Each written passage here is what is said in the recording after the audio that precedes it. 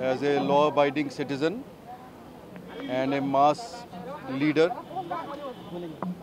Mr. Anil Deshmukh had willingly, voluntarily appeared before the Enforcement Directorate yesterday. High court ने उनको permission दी थी कि वो अपने वकील के साथ पेश हो सकते हैं।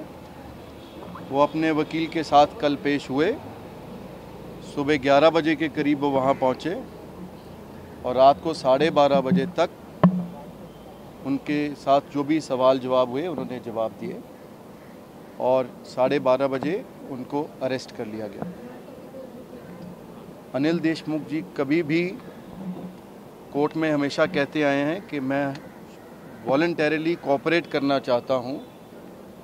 सिर्फ इतनी ही गुजारिश की है उन्होंने कोर्ट से कि इन्वेस्टिगेशन फेयर हो, इम्पार्शियल हो, ऑब्जेक्टिव हो और अपने राइट्स को एक्सरसाइज करना, कॉन्स्टिट्यूशनल रेमेडीज़ को अवेल करना, सुप्रीम कोर्ट में रिट डालना, हाई कोर्ट में पिटिशन डालना, ये हर सिटीज़न का संवैधानिक कॉन्स्टिट्यूशनल राइट है, संवैधानिक अधिकार है।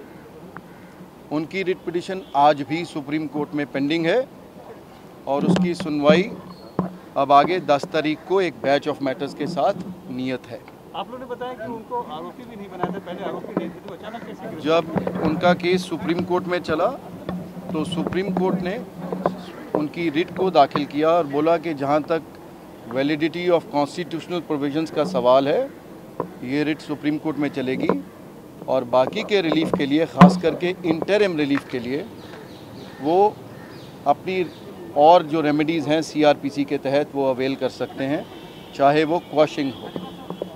तो सुप्रीम कोर्ट की लीव एंड लिबर्टी के साथ उन्होंने हाई कोर्ट में पिटिशन दाखिल की और उन्होंने ये मांगा कि इन्वेस्टिगेशंस फेयर और ऑब्जेक्टिव हों और जो संबंध इशू हुए हैं वो ऐसे लगता है जैसे किसी मंद भावना से है। हाई कोर्ट ने सरकार का स्टैंड नोट किया, एनफोर्समेंट डायरेक्टरेट का स्टैंड नोट किया कि हम अभी तक हमने देशमुख साहब को एक्यूज़ नहीं बनाया है और उनको सिर्फ सस्पेक्ट रखा है। हम उनको मौका दे रहे हैं कि वो अपनी बात को एक्सप्लेन कर सकें और इसमें कोई भी मैलाफाइडी नहीं है। हाई कोर्ट ने बोला क्योंकि ये ऐसा इस समय एक इन्वेस्टिगेशन का फ्री हैंड होता है इन्वेस्टिगेटिंग एजेंसी का, तो अगर कभी भी मिस्टर देशमुख को ये एडवाइस किया जाता है कि कोई अप्रीहेंशन ऑफ अरेस्ट है तो वो अपनी एंटिसिपेटरी बेल भी दाखिल कर सकते हैं।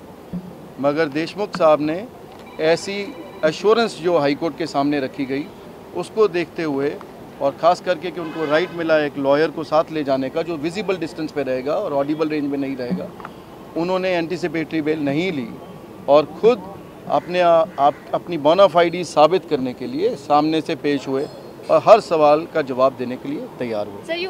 आज You also questioned the CBI involvement and you also stated that the case was supposed to be given to the CBI, not the ED. ED came of its own accord.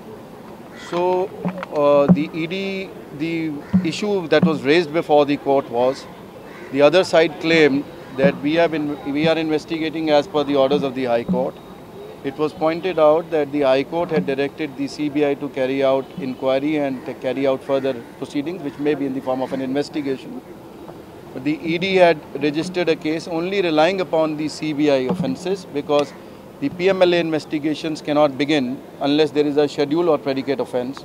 And CBI so far has issued notice to Mr. Deshmukh under section 41 capital A CRPC, which means that they did not intend to arrest. So we had argued that if the main agency had not sought to arrest, so where's the question of, where's the need or necessity to arrest? Today they had sought remand, we had objected to it. The court has remanded Mr. Deshmukh to the custody of the Enforcement Directorate till the 6th of November, and Mr. Deshmukh will fully cooperate, and for the rest of the issues that may arise after today's proceedings or the next proceedings, appropriate legal recourse will be taken in due course. Mr. Deshmukh is as I said, a law-abiding citizen. He respects the rule of law to the fullest. He will render all due cooperation and assistance and will never shy away from calling a spade a spade.